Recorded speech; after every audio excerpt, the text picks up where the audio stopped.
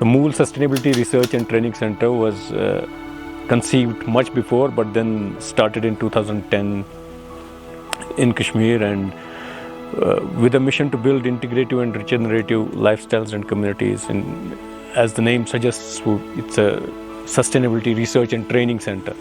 So one of the main ways that we do this work is through capacity building, primarily of young people, but then also of other stakeholders. So which includes things like trying to understand the context that we are in, and then analyzing our own capacities and how we can make best use of our own capacities in the context that we are in. So taking into consideration the ecological needs and resources, then the cultural needs and resources, and then human needs and resources, and also the social environment and the context, and then integrating all of that with technology. So trying to bring that understanding to the young people's experience, because the context generally is very challenging for people, and invariably most people end up choosing security over creativity. So that's why sort of Mool was started, and over the years we have worked with young people, but also with other stakeholders to through participatory action research to understand our own context and how we can sort of best contribute to it. That was about Mool. And then the project that we are just sort of finishing was again a tripartite collaboration with the Social Work Department of the Kashmir University and Mool Sustainability Research and Training Center as the implementing partner.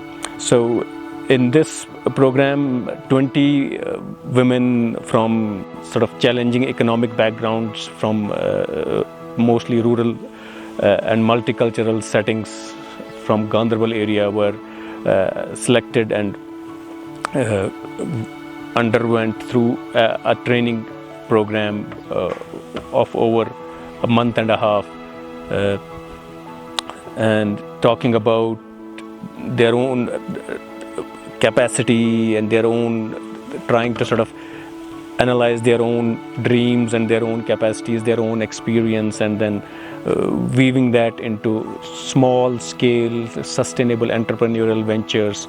And so talking to various sort of, and getting trained in various workshops through various resource persons with different kinds of expertise, including the expertise that we have in-house, which is primarily about the mindset and the entrepreneurial nature of human life.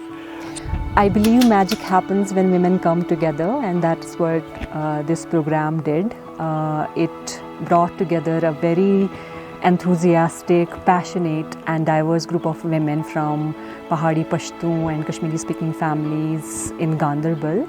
Many among them are already very skilled and are already doing something. So what this program did was it proved a stepping stone for them to move ahead with what they are doing and expand their ventures, plan them, organize them, and expand them in a manner that brings about financial independence for them and overall financial well-being for their families as well. We began with a preliminary self-assessment, a very detailed self-assessment where these women basically reflected on who they are, where they are in their lives, what their goals are, what their dreams are, and how they can turn that into everyday practicable steps in the form of their ventures, livelihood ventures, which can help them achieve those goals.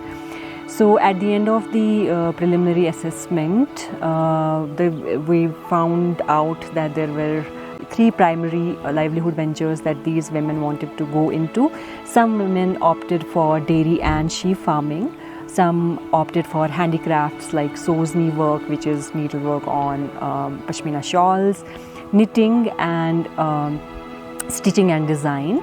And then another trade which was very much loved in the training also was natural soap making. A number of women were seen sharing their experiences, how these workshops, whether we talk about the soap making workshops or we talk about the cutting tailoring workshops, how it gave them a direction in their life, and many of them are ready to take up the challenges which are coming in their way. The training also focused on the practicality of organizing a business venture, organizing a livelihood venture. For example, how do you formulate a business plan? If you have an idea, if you want to sell a product, if you want to provide a service, so how do you formulate a business plan for that? What are the requirements? What are the financial requirements? What are the what's the skill set that you require, etc. So the trainings also helped them formulate a business plan and then imagine a product and imagine a service and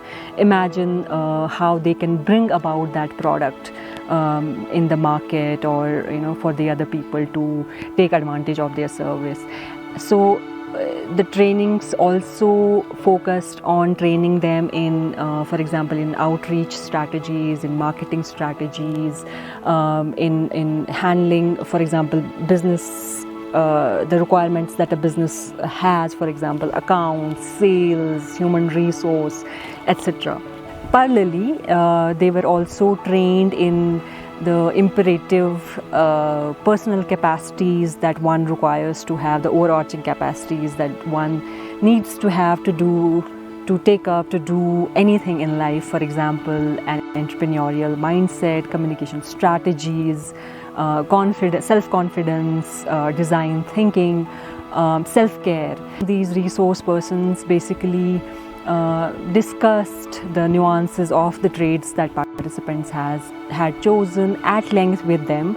They also discussed the schemes, the financial opportunities that each of these institutions provides in order for participants to expand their ventures or get further advanced training in the trade that they have chosen. The women were not only given hands-on training on a particular skill, but they were also a kind of an exposure was given to them. Many of them talked about their concerns, their issues.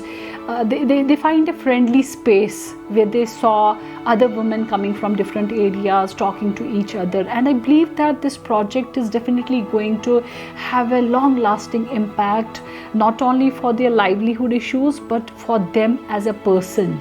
So I could see the women who didn't open up in the first meeting, in the first workshop, how they have improved, how they have created a bond with other women in the mool, and how they will take it further by way of collaborating with each other. It was a space, it created a space for reflection for these women. It was a space for them because most of them came from difficult financial and familial backgrounds where they have to take care of others all the time, or have to worry about finances and the well-being of their children, etc. all the time. But this program was a space for them. This was a time for them to think about where they are in their lives and how they can move forward in order for them to become independent. It was also a space for them to understand what it means for a woman to build an entrepreneurial venture.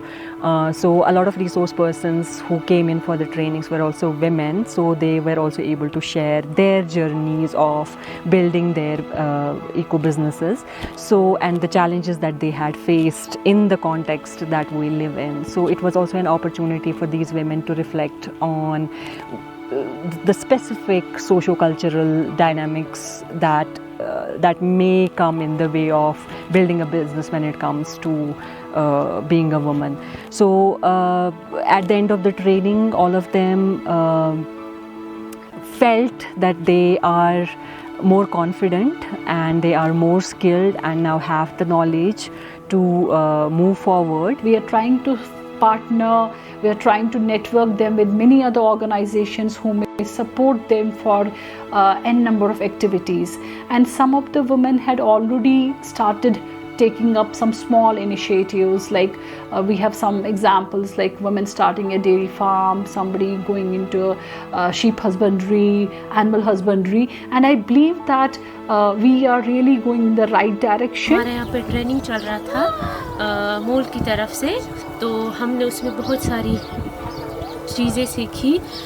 हमें ना एक idea मिला कि हम अपनी life में आगे कैसे बढ़ सकते हैं, हम अपने कदम आगे कैसे बढ़ा सकते हैं। हर कोई आजकल लाइफ में आगे बढ़ रहा है, बट जो औरतें थी वो सबसे पीछे थी, उनने वो कुछ कर नहीं पाती थी, हमेशा डरती थी अगर मैं कुछ करूँगी तो क्या पता कुछ गलत ना हो या कोई हमें कुछ बोल ना दे, जैसे कि सोसाइटी होती है, फैमिलीज होती है, सपोर्ट नहीं करती है। यहाँ पे हमें इन सब चीज़ों से लड़ने के लिए तैयार किया गया। हमने सोचने का काम सीखा है और ये फार्मिंग का सीखा है। तो हमने सीखा यहाँ साबुन बनाना कैसे बनाते हैं, तो वो हम अपने घर में भी बना सकते हैं। अब हमें लगता है हमें अपने आप पे पूरा भरोसा है, जिस काम में हमारा मन है, हमारा दिल है, हम उस काम में अब आगे बढ़ पाएंगे। Yeah, as always, I mean, it's whenever you do something, and particularly when we do something in this, the methodology we use is participatory action research methodology, where you're sort of everything we do, all the programs, all the trainings, all the sort of activities are interactive. So as facilitators, I think we get to learn more about the participants and about ourselves and about the whole context than the supposed beneficiaries. So it has been a sort of a really satisfying and wonderful experience, and we wish all the participants all the best, and hopefully the relationship has just begun and will continue.